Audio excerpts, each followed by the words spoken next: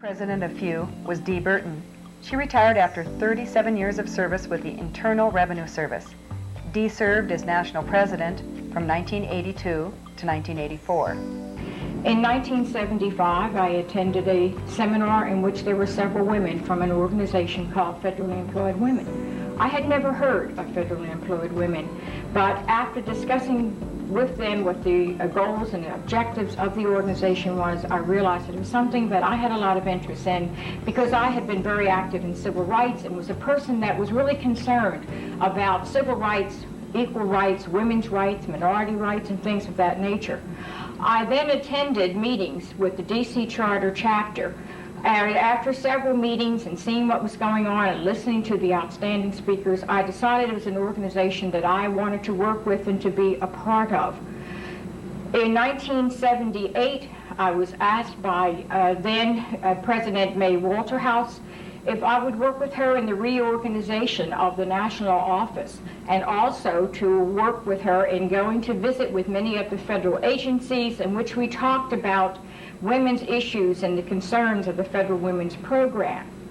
In 1979, I was appointed by President Dorothy Nelms to be the National Legislative Chair. In 1979 into 1980, I was elected the president of the DC Charter chapter, an organization that I had joined only in 1975. I was also asked in that year if I would chair the 1980 National Training Program. This national training program is one of the largest that Federally Employed Women has ever had. There were over 5,000 persons attending from all over the world. At this particular national training program, we had many firsts. It was the first time that FEW had a child care center. It was the first time that we had a Secretary of Defense who actually introduced our keynote speaker. At that time, it was Ellen Goodman. We also had a commitment and a positive response from the President of the United States, Jimmy Carter, that he would attend our conference. However, because of the Camp David Accord, President Carter was not able to attend, but we had everything in place and ready for him. When I was installed as elected president in 1982 in San Antonio, Texas, this was the first time that the FEW had a ceremony that was conducted by an American Indian. It was a complete American Indian ceremony in itself with all of what the American Indian people have. As president, I also had set up with the many of persons that I brought in who brought with them many of the different cultural diversities that we have within the federal government. As the privilege of being national president, I was able to appoint persons to our National Executive Committee that represented the women who worked in the entire federal government. I also appointed a woman to be my executive assistant for the handicapped. In 1981, I was the recipient of the Barbara B. Tennant Award. A lot of things happened during the 2 years that I was president. There was a lot of visibility given to the organization.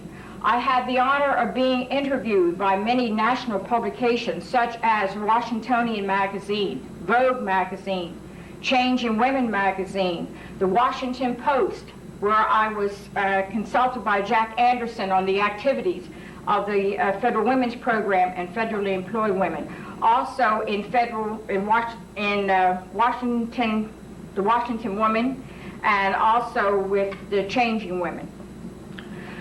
One of the things that I feel most beneficial for women in the federal government was in 1983. I had the pleasure of meeting with Dee Jepson, who was a special assistant at that time to President Reagan, in which she asked me what were some of the concerns about women who worked in the federal government. Through many meetings and discussions with the special assistant Jepson, we were able to get to the president and to implement and to start a program which today is known as the Women's Executive Leadership Program. FEW has credit for that because it was a result of the FEW president at that particular time meeting with the special assistant to say that this was a way that we could have a program that was structured to benefit women in the federal government and to enable them to move ahead in their careers. Because of my involvement with that and setting it up and getting it pushed forward, I was asked to be head of the pilot program in 1984. Also, as the president of FEW, I've been often asked to testify before Congress. There was one testimony that I felt was very significant, and that was the one on pay equity, in which I testified before Congresswoman Okar's subcommittee. Congresswoman Okar was so impressed with the testimony that was given by federally employed women until she asked that it be given a second time to another subcommittee. And to my knowledge, that it was the first time that FEW had ever had a testimony that they felt was so adequate that it should be repeated to another subcommittee. During my tenure, I also had worked with the previous president, Mary Louise Ulick, to have the tax status change. What we saw as a benefit for the tax status change was a recommendation from our advisory committee, was that it enabled FEW to be listed with the combined federal campaign. It also enabled us to have our members to write off any additional expenses that they may incur in the activities. Our goal was for us to be able to take advantage of the different grants and monies that were available for training and things that would help the women. I also had testified on having child care facilities for federal employees, which we know today in 1991 that many of the agencies now have them in place. Also during my tenure, we had FEW involved in the Women's Vote Project. This is a very important project because federally employed women's members across the country registered over 10,000 new voters. So you can see that being involved with federally employed women and from taking a position as being an officer is one that does require a lot of time, a lot of dedication, and a lot of hard work that goes into it. But you benefit from it in so many ways because some of the most outstanding people, and I mean men and women, that work for the federal government or involved with the federal government, I would never have known had I not been involved with this particular organization. And I was quite impressed to see the number of men that are also supporting us and supporting our goals and supporting our objectives. And the agencies that are willing to work with us, that really devote time to us and support us in what we are doing.